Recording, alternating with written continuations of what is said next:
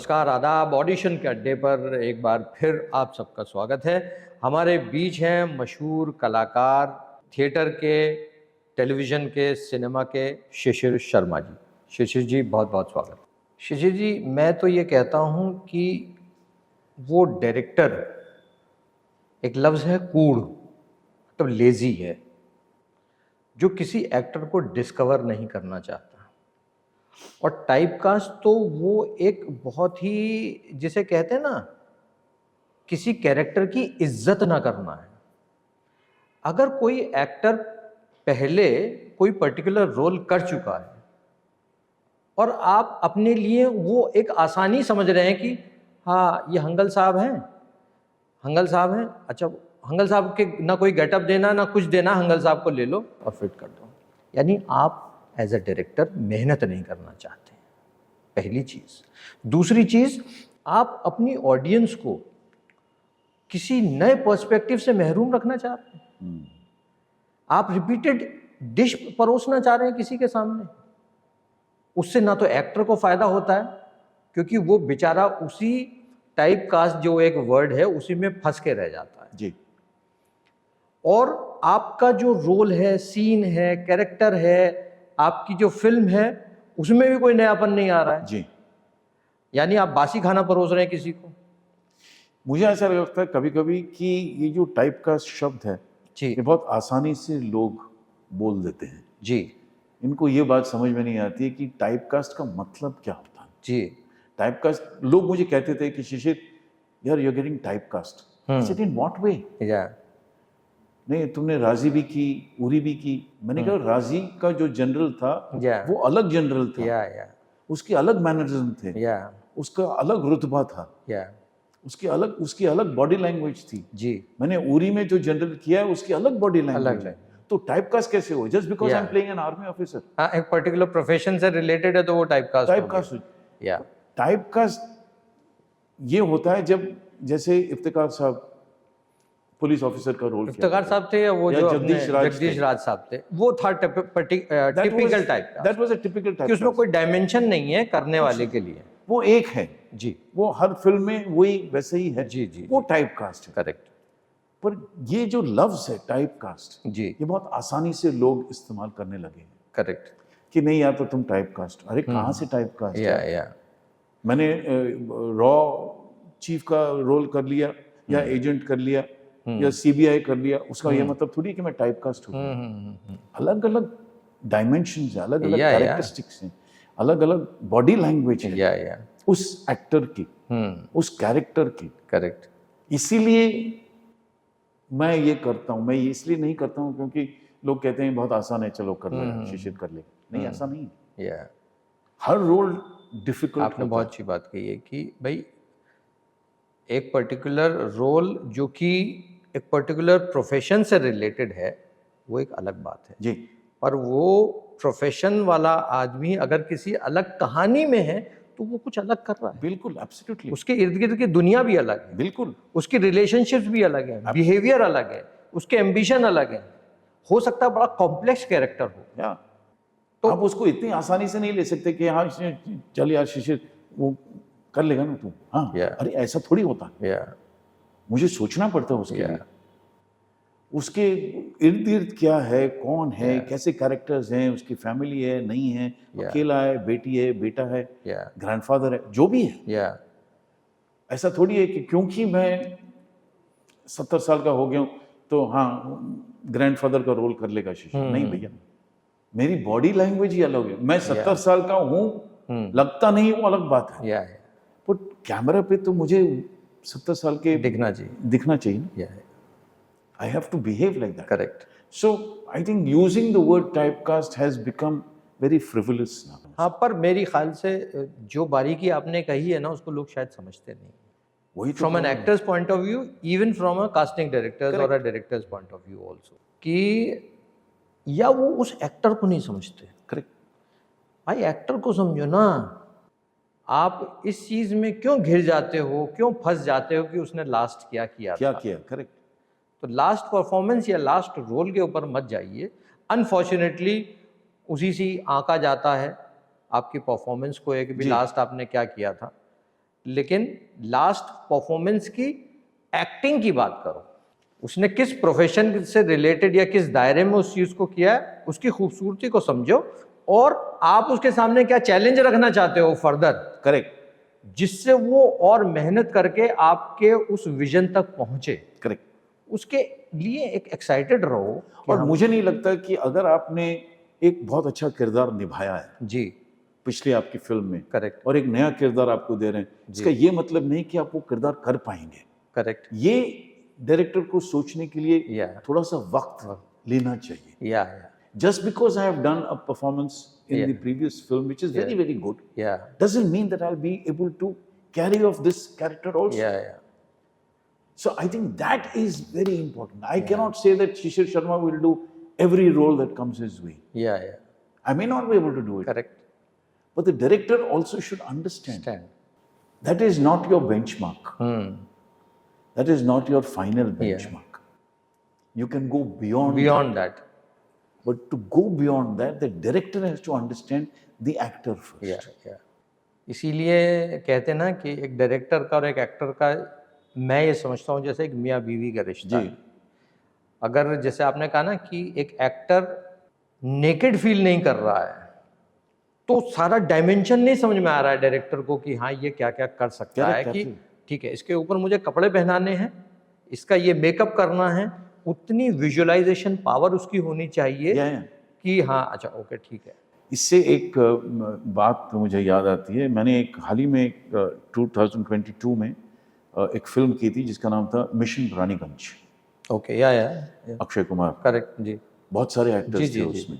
तो तीनू देसाई सर ने मुझे ऑफिस में बुलाया जी, मेरा यही हुलिया था। उन्होंने कहा शिशिर सर ये नहीं चाहिए मुझे हुलिया, निकाल दो। अच्छा ठीक, मूछ भी निकाल दो। मैंने कहा सर आज तक मैंने मूछ नहीं निकाली है, वो मेरी आइडेंटिटी है। उन्होंने कहा नहीं आपकी आइडेंटिटी मैं बदल देता हूँ अभी। तो उन्होंने कहा एक फोटो भेजिए, मैं वो फोटोशॉप करके आपके पास भेजता हूँ, करेक्ट, वो आपका हुलिया रहेगा, वो आपकी शक्ल रहेगी। ठीक, भेज दिए। Shakir bhai, when I received that photograph, it was without anything, side parting, no mooch, no दाढ़ी, no nothing. मैंने कहा अरे बाप रे, ये तो बहुत बड़ा चेंज हो जाएगा मेरे। बाल बढ़ा दिए, मैंने बाल काटे ही नहीं, बाल बढ़ा दिए। लेकिन जब मैंने वो देखा अपने आप को स्क्रीन पे, मैंने कहा यार this is how transformation of an actor takes place. Correct, This is how you have to give yourself up. You have to surrender yourself to the director. Correct. To bear yourself naked completely and surrender. Yeah. And see what happens. He is the captain of the ship. उनको पता है कि उनको क्या करना है मेरे साथ as an actor. मैंने वो फिल्म खत्म कर ली। उसके बाद मुझे 3 ऐसी फिल्में मिली जिन्होंने कहा कि शिशिर हमको यही लुक चाहिए, मत ग्रो करना, बाल मत काटना।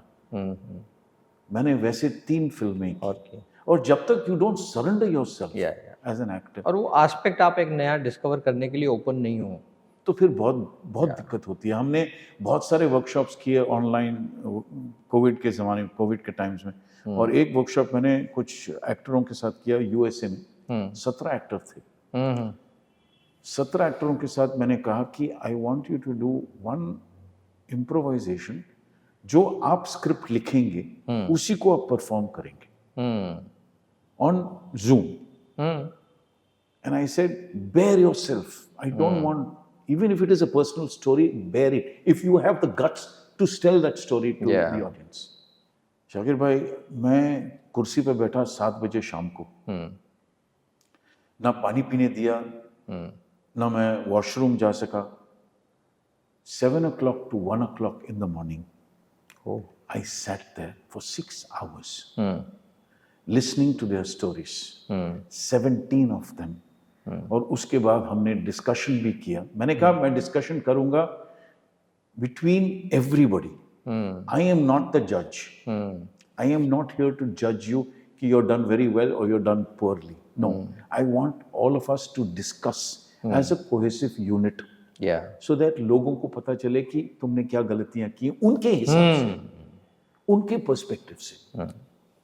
So I sat there for 6 hours and I said, now enough is enough. I have to sleep. You guys are there morning, here it is night at 1 o'clock. So these are things that need to be, given to the actors. Correct. Until you don't give them something to do, a bait, a carrot, it's not going to happen. आपने जो बात कही अभी कि एक तो workshops की importance, को एक्टर्स के आपस में एक दूसरे की परफॉर्मेंस को एनालाइज करना और इंटरप्रिटेशन का पॉइंट ऑफ व्यू जी. और एक ख़ास चीज़ जो कही जिस पे मैं वापस आना चाहता हूँ कि अपने एक फिक्सेशन मोड में एक्टर को रहना कि मैं ये नहीं करूँगा, like the moustache you mentioned, right, कि ये नहीं हटाऊंगा मैं. And you discovered another personality, another aspect, another type of roles or different roles somebody discovered in you. Yeah. And I remember I've worked very closely with Amrish Puri Saab, and since he and his family has been close to you, तो वो मैंने उनसे पूछ रहा था ऐसी बातचीत करते करते, तो उन्होंने कहा था कि किसी एक पर्टिकुलर फिल्म थी जिसके लिए उन्होंने गंजा हुए थे, और जब वो गंजे हुए थे तो कोई और दूसरा रोल ऑफर हुआ और उसने कहा अरे यार ये तो गंजे कैसे करेंगे, तो ये हो गया चलो विग पहना देंगे इनको.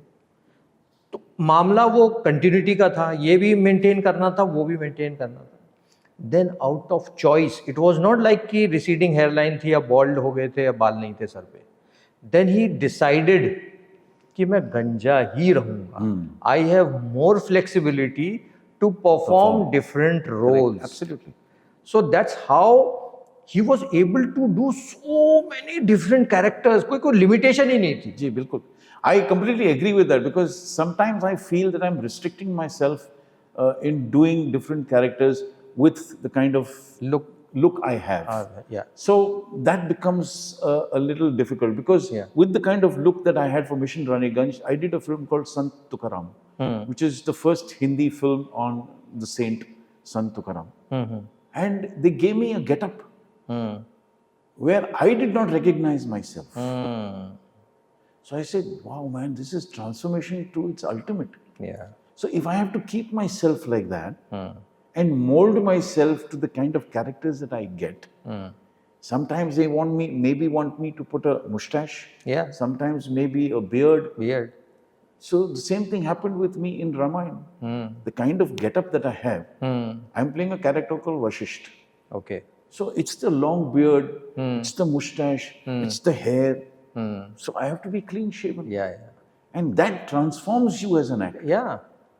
कुमुद ने एक बहुत अच्छी बात कही थी और मैं कुमुद से बिल्कुल सहमत हूँ कि जब आप सेट पे जाते हैं, आप ऐसे नॉर्मल कपड़ों में जाते हैं, है ना?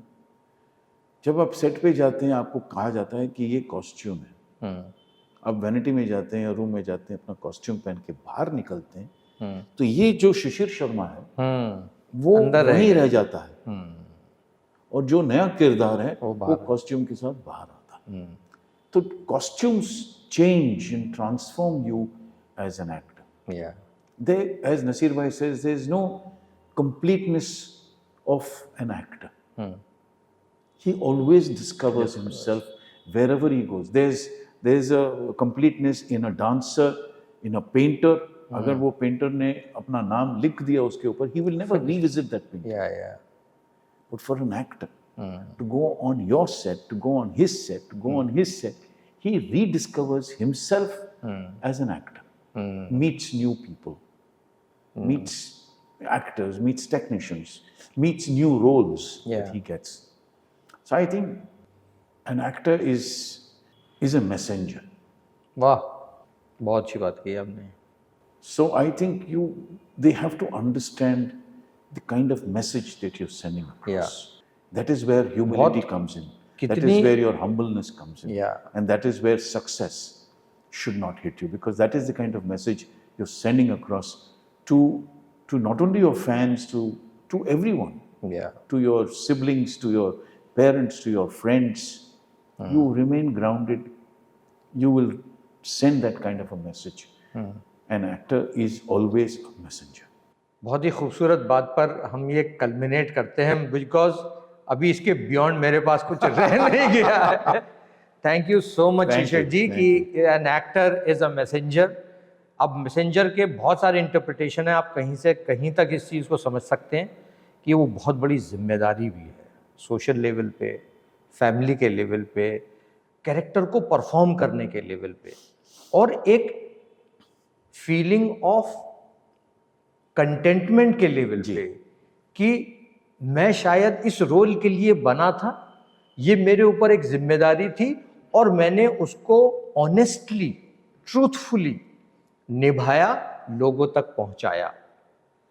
तो हर एक्टर को यही कोशिश करनी चाहिए, यही दुआ करनी चाहिए कि जब कोई किरदार उसके पास आया तो वो उसे उतनी ही ईमानदारी, लगन, मेहनत, कोशिश से निभाए, लोगों तक पहुंचाए। एक मैं एडवाइस देना चाहूँगा एक्टरों को कि जो भी रोल, जो भी किरदार आपको मिले, ट्रूथफुली निभाएं, शिद्दत से निभाएं, कन्विक्शन से निभाएं। अगर आप कन्विंस नहीं हैं तो आप किसी को भी कन्विंस नहीं कर पाएंगे, चाहे कितनी भी अच्छी परफॉर्मेंस हो, लेकिन जब तक आप कन्विंस नहीं हैं तब तक आप नहीं कर रहे। तो मुझे लगता है कि एक्टरों को ग्राउंडेड रहना चाहिए एंड ट्रूथफुली जो भी करना है ट्रूथफुली करें और ईमानदारी से करें, जैसे आपने कहा।